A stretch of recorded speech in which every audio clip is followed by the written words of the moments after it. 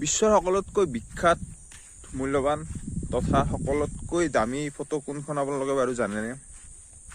বহুতে দেখিছে কিন্তু বহুতে গম নাপায়। মই বাৰু কৈ দিছোঁ, এইখন ফটো চাওক।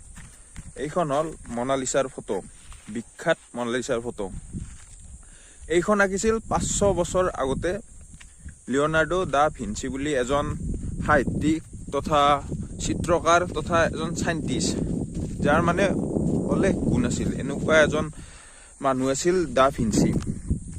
তো এই মনালিছা ফটোখন ইমান বিখ্যাত কি কাৰণে বাৰু বহুতে গম নাপায়। মাথো গম পায় এখন মনালিছা এখন ধুনীয়া ফটো, এগৰাকী নৰ্মেল এখন ফটো আৰু য'ত বহুত বেছি একো নাই। চাওক, আপুনি ধৰি লওক এজন প্ৰফেশ্যনেল ফটোগ্ৰাফাৰ এটা মাতি আপুনি এখন ফটো উঠিব, কিন্তু তেতিয়া আপুনি চাওক, তেতিয়া আপুনি কিমান ধৰক আপোনাৰ চবতকৈ ভাল কাপোৰ বা সকলোতকৈ দামী গহনা সেইবিলাক পৰিধান কৰিহে ফটোখন উঠিব। কিন্তু এই মনালিছা ছবিখনত আপুনি ভালকৈ লক্ষ্য কৰিলে বেলেগ একো নাপায়। নৰ্মেল এযোৰ কাপোৰ, কোনো আ অলংকাৰ নাই, একো মেকআপ বা এনেকুৱা একো ধৰণৰ বস্তু নাই, এনেকুৱা এখন নৰ্মেল ফটো। এনেকৈ বহুত মানুহে যেতিয়া মনালিছা ফটোখন দেখে, বহুতে মানে আচৰিত হৈ যায় যে এইখন ফটোত আচলতে আছে কি এনেকুৱা যে যাৰ কাৰণে ইমান দামী ফটো হ'ল। কিন্তু মনালিছা ফটোখনত একো নাথাকিলেও এনেকুৱা এটা বস্তু আছে যাৰ কাৰণে ইমান বিখ্যাত, সেইটো হ'ল মনালিছাৰ সাহিত্য। চাওক, বহুতে যেতিয়া মনালিছা ফটোখন প্ৰথম দেখে, প্ৰথমতে তেওঁলোকৰ দৃশ্য হয় যে সাধাৰণ মহিলাগৰাকী হাঁহি হাঁহি বহি আছে। কিন্তু আপুনি যদি ভালকৈ মহিলাগৰাকী চকুত চাই, তেতিয়া আপুনি দেখা পাব যেন হাঁহিটো ক'ৰবাত নহয় ক'ৰবাত নোহোৱা হৈ গৈছে। হৈ এটা সময়ত মানে আপোনাৰ এখন নৰ্মেল মুখ, মানে সাধাৰণ মুখ, একো এক্সপ্ৰেশ্যন নাই, এনেকুৱা এটা দুখী মনৰ এগৰাকী মহিলা যেন পায়। ভালকৈ লক্ষ্য কৰিলে যে আপুনি এনেই ওপৰতে চালে একো গম নাপায়, কিন্তু ভালকৈ যদি লক্ষ্য কৰে এনেকুৱা হয়। চাওক, সেইটোৱে হ'ল মনালিছা ফটোখনৰ বিশেষ বৈশিষ্ট্য, যাৰ মানে সেইখন মুখতে সোমাই আছে বহুত ৰহস্য, যি আজিও বৰ্তমান সেই 500 বছৰৰ আগৰ পৰা আজিও সেই ৰহস্য সন্ধান বহু বৈজ্ঞানিক কৰি আছে। আৰু মনালিছা ফটোখনৰ এনে এখন ফটো যি পৃথিৱীৰ সকলোতকৈ বেছি ৰিচাৰ্জ চলা এখন হাতে অঁকা ছবি হয়। সকলোতকৈ বেছি ৰিচাৰ্জ চলিছে মনালিছা ফটোতে। তো এতিয়া চাওক, মনালিছা ফটোখন প্ৰথম দা ভিঞ্চিয়ে আঁকিছিল 1503 চনত, আৰু সেইখন ফটো কমপ্লিট কৰি ওলাইছিল 1517 চনত, যাৰ কাৰণে এখন ফটোৰ কাৰণে তেওঁক লাগিছিল 14 বছৰ সময়। আৰু শুনামতে যেতিয়া দা ভিঞ্চি মনালিছা ছবিখন আঁকিছিল, তেতিয়া প্ৰথম মনালিছা বেকগ্ৰাউণ্ড আঁকিছিল, তাৰপিছত বেকগ্ৰাউণ্ডৰ ওপৰত মনালিছা অঁকা হৈছিল। আৰু মনালিছাৰ ওষ্ঠ আৰু মুখখন আঁকাওঁতে দা ভিঞ্চিৰ প্ৰায় আপোনাৰ 12 বছৰ লাগিছিল। ভাবক কিমান কষ্ট কৰি, কিমান নিখুঁতভাৱে এখন ছবি আঁকিব লাগিব। 12 বছৰ সময় লাগে এখন ছবি আঁকোতে।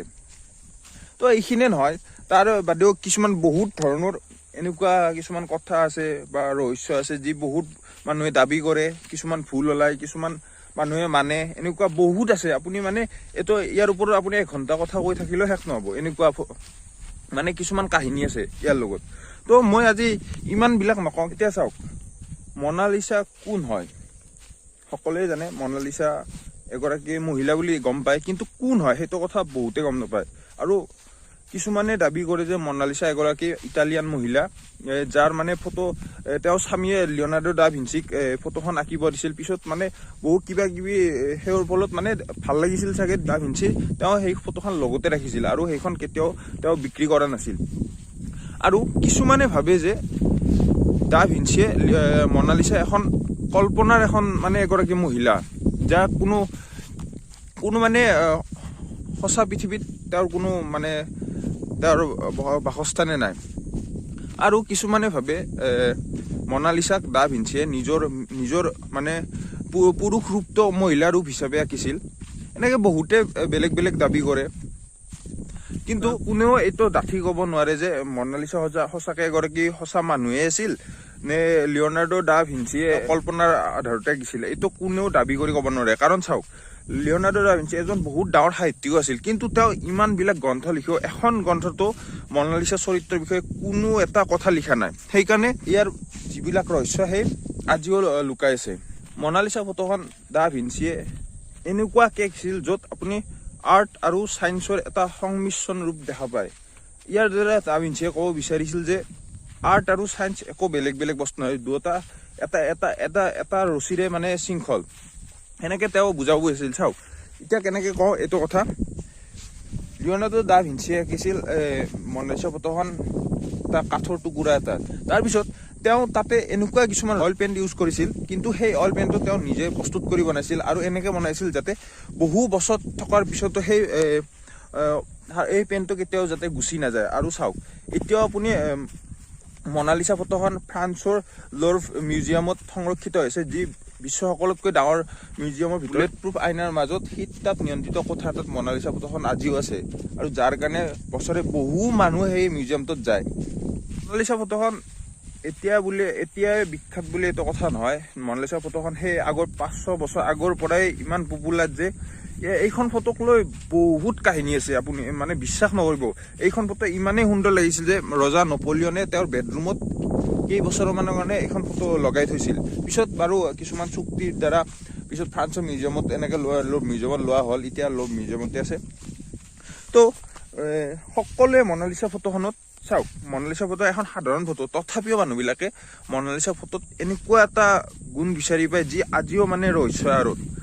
আৰু মনালিছাৰ ফটোত আপুনি লক্ষ্য কৰিব, সেইখন হাতে অঁকা ছবি যদিও আপুনি মুখ বা হাতত চাওক, এনেকুৱা কিছুমান ব্ৰাছ ইউজ কৰিছিল যি আমাৰ চুলিতকৈও পাতল আছিল, আৰু যাৰ বাবে আপুনি কেতিয়াও মনালিছাৰ হাতত বা মুখত হওক আপুনি ব্ৰাছৰ ফিনিচিং কেতিয়াও দেখা নাপায়।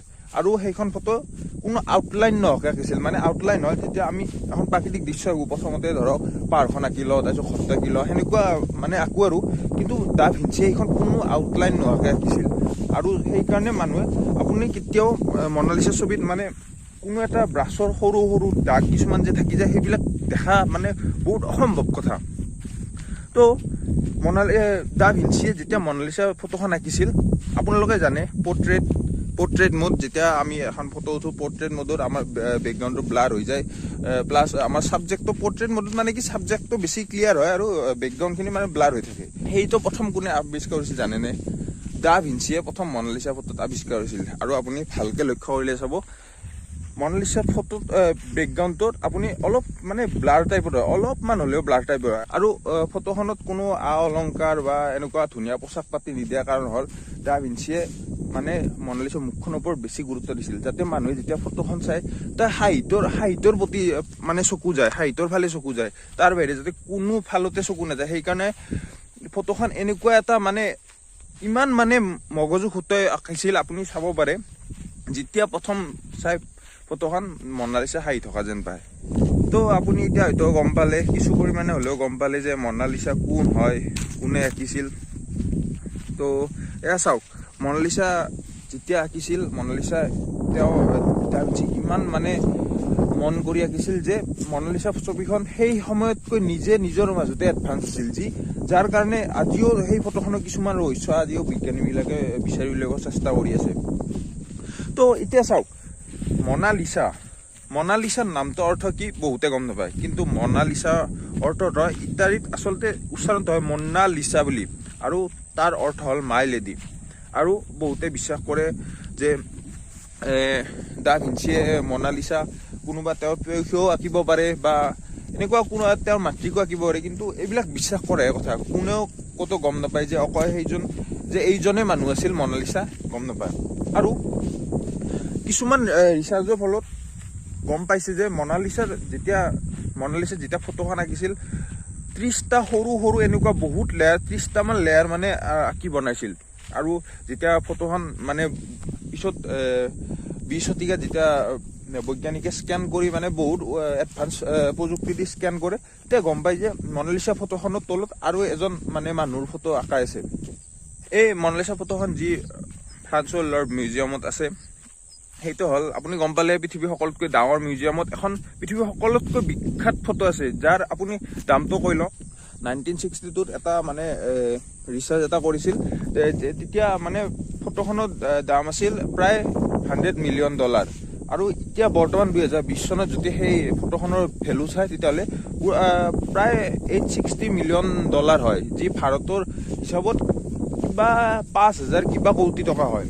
তো ভাবক কিমান ভ্যালুয়েবল এখন ফটো, কিন্তু এইখন ফটোখন ফ্ৰান্স চৰকাৰৰ নিয়ম মতে এইখন কোনো বেচা কিনা কৰিব পৰা ফটো নহয়, যাৰ কাৰণে মানে সেইখন অকল ফ্ৰান্স চৰকাৰৰ হাততে থাকিব পাৰে আৰু এইখন ৰাইজৰ ফটো, সেইকাৰণে মানে একো বেচা কিনা এইবিলাক চিষ্টেম উঠাই দিছে আৰু। তো চাওক ফ্ৰান্সৰ সকলোতকৈ ডাঙৰ মিউজিয়াম এটাত কিমান প্ৰায় 35,000 মান মানে বস্তু আছে মিউজিয়ামটোৰ ভিতৰত, কিন্তু মানুহবোৰে সেই মিউজিয়ামটোত যায় অকল মনালিসা ফটোখন চাব বাবে, আৰু মনালিসা ফটোখনত যায় মনালিসা ফটোখনৰ ছবি উঠি বিন্দাছ ঘৰত গুচি আহে। এতিয়া গম পাব মনালিসা ফটোখন পৃথিৱীৰ মানুহে কিমান ভাল পায়। তো এতিয়া আপুনি চাগে এই ভিডিঅ'টো চাই কিছুমান মনালিসা এনেকুৱা কথা গম পালে যিয়ে হয়তো আগতে গম পোৱা নাছিল, বা হয়তো কিছুমানে গম পায় তথাপিও কিছুমান কথাও গম নাপায় যে এনেকুৱাও আছিল। তো চাগে মই আজি ভিডিঅ'টোত এইখিনিয়ে ক'লোঁ। ভিডিঅ'টো চাই চাগে আপোনালোকে ভাল পালে, আৰু যদি ভাল পালে কমেণ্ট কৰি জনাব। আৰু মই সিদিনাৰ দৰে আহিছোঁ এনেকৈ ফুৰিব, আহিলোঁ ফুৰিব, তাৰপিছত ভাবিলোঁ আজি মনালিসাৰ বিষয়ে কওঁ। বহুতে হয়তো ফটোখন দেখে কিন্তু গম নাপায়।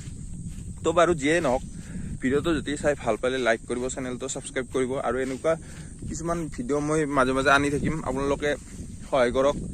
তো ঠিক আছে, আজিলৈ এৰিলোঁ, আকৌ লগ পাম, বাই বাই।